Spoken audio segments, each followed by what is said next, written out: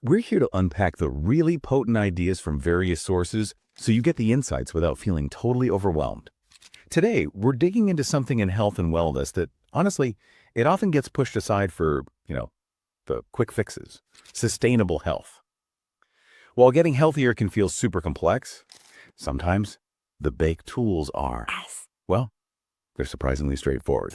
So, our mission today, to really get under the hood of Zone 2 cardio, we've got some great info, drawing from sources like the Minnesota Bariatric Center to figure out what it actually is, why it's so incredibly good for your metabolism, for weight management, and, the big one, how you can actually start doing it without turning your life upside down. Exactly. And what's really key here, I think, is that this isn't just some fitness fad that's here today, gone tomorrow. No, it's backed by science. It focuses on making real fundamental changes in how our bodies manage energy. It goes way beyond just how many calories did I burn. It's about tuning up the whole system for the long haul. And that's where it gets genuinely interesting for, lasting health. Okay, you said fundamental changes, how our bodies process energy. That sounds important. Yeah. So for anyone hearing Zone 2, maybe for the first time, or maybe they've heard it tossed around but aren't totally sure. Yeah. What is it? Break it down for us. Yeah, happy to. Simply put, Zone 2 cardio is just exercise done at a moderate intensity. Think around 60 to 70% of your maximum heart rate. People often call it low intensity steady state exercise, or LIS. You might see that acronym. Yeah, LIS. And that 60 to 70% range, that's really the sweet spot. Sweet spot. Yeah, because that's the intensity where your body naturally switches over to using fat as its main fuel source. It relies less on the carbohydrates you have stored up. It's like you're teaching your body to be a more efficient fat-burning machine. That sweet spot idea, that's really interesting. But what if you don't have a heart rate monitor strapped on? How do you know you're in it? What does it actually feel like when you're out for a walk or something? That's a great question and really practical. It should feel sustainable, not completely easy, but definitely not exhausting. You're not gasping for air or dripping sweat like crazy, but you definitely feel like you're doing some work. A really useful tool is what we call the talk test. The talk test. Yeah. If you can carry on a conversation, speak in full sentences, but you sound just a little bit breathless doing it, not totally comfortable chatting, but not struggling for words either, you're probably right there in Zone 2. Ah, okay. So talking, but with a bit of effort. Exactly. It's the kind of effort you feel like you could keep up for a decent amount of time, maybe 30 minutes, maybe an hour. And that's what makes it so accessible. It's gentle. It's great for people just starting out or maybe recovering from an injury or even post-surgery in some cases. It's kind of amazing, isn't it, that something feeling relatively gentle can actually be so powerful, especially when we're often told, no pain, no gain. What's the secret then? Why is Zone 2 so effective, not just for weight, but for our actual fundamental health? Right. It kind of flips that go hard or go home idea on its head sometimes. There are really three big reasons why it works so well, a sort of triple threat for health. First, like we touched on, it's optimal fat burning. Optimal, okay. Yeah, optimal, because you're using fat efficiently, but without putting huge stress on your body or needing, days to recover. This means you can do it consistently, which helps burn fat over time, and it helps preserve your muscle mass, which is crucial. Right, muscle preservation is key. Absolutely. Second, it's low stress. Compared to high-intensity interval training or really heavy workouts, Zone 2 is just easier on your joints, on your heart, on your whole system. That accessibility factor is huge. Makes it doable for almost anyone. Okay, fat burning, low stress. What's the third? The third is a big one. Significantly improved metabolic efficiency. Doing Zone 2 regularly actually trains your body at a basic level to get better at using fat for fuel day to day.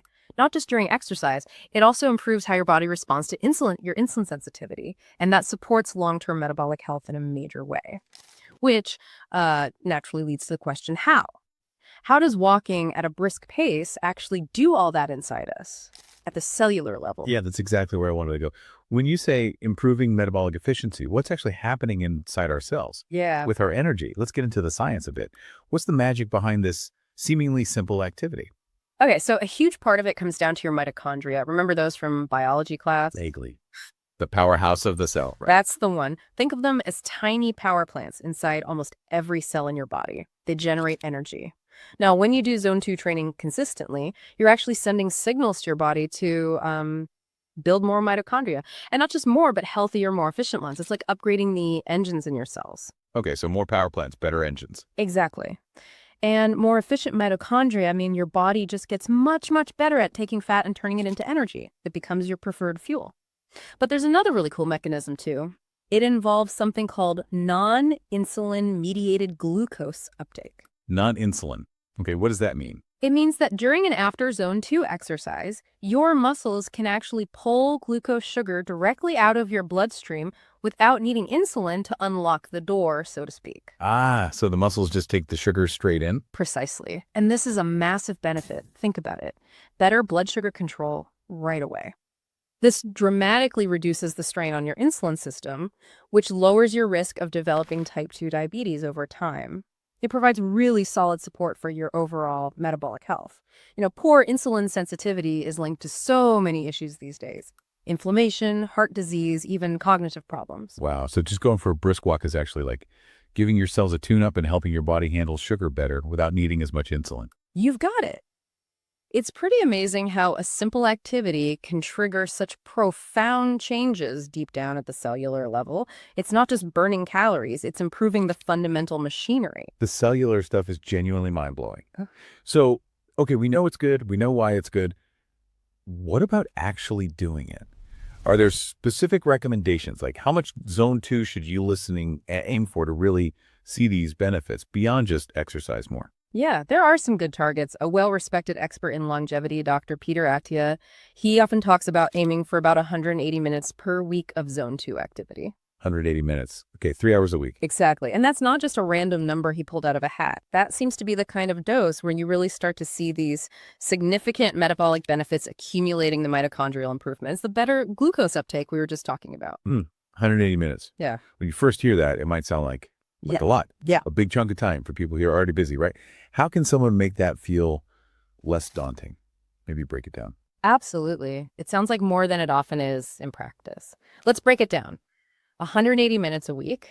That's roughly 25 to 30 minutes a day. Okay, 25 minutes. Yeah, think about it like maybe a brisk 25-minute walk after dinner each evening.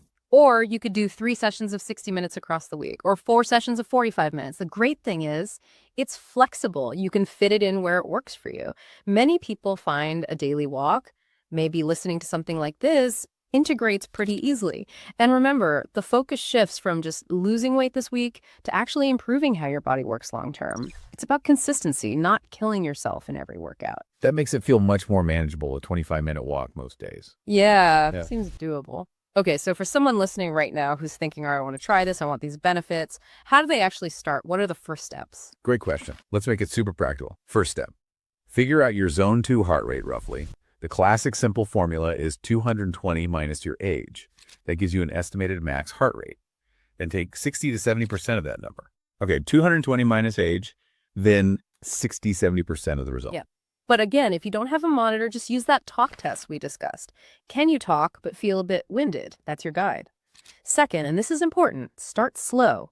Don't jump straight to trying 180 minutes in week 1 if you're not used to it. Right. Ease into it. Exactly. Maybe start with 20 or 30 minutes, maybe 3 or 4 times a week. See how that feels. Then gradually increase the time per session or add another session per week until you comfortably reach that 180-minute goal. Third, choose activities you actually like. This is huge for sticking with it. Brisk walking is fantastic and accessible. Cycling, swimming, using an elliptical, rowing, all great options. And something enjoyable makes sense. And finally, number 4, if you can, monitor your progress. A simple fitness tracker or heart rate monitor can be really helpful just to confirm you're staying in the zone. Seeing your progress over time can also be really motivating. Oh, and a crucial reminder, always check in with your doctor or healthcare provider before starting any new exercise routine, especially if you have existing health conditions or maybe you're recovering from something like surgery. Safety first. Excellent advice. Start slow, find your zone, pick something you like, and check with your doctor. So wrapping this up then, it feels like the big takeaway from our deep dive today is that zone 2 cardio. It's this incredibly effective, low stress, and genuinely sustainable way to boost your metabolic health and help manage weight. It's not about pushing to the absolute limit, but about consistently working with your body to enhance its natural ability to burn fat and process energy efficiently, right down at the cellular level. That sums it up perfectly. And I think this deep dive really underscores a broader point. Building these sustainable foundational health habits, that's the real key to long-term wellness. When you connect it to the bigger picture, it shows how sometimes the simplest things, the most accessible approaches, can actually trigger the most profound and lasting positive changes in our health and biology. It's about working smarter, not just harder. It really makes you wonder, doesn't it, what other seemingly simple or accessible habits might be out there, holding these incredible keys to optimizing our health, just waiting for us to understand the science and unlock their potential. Something to think about. We'll leave you with that thought for today.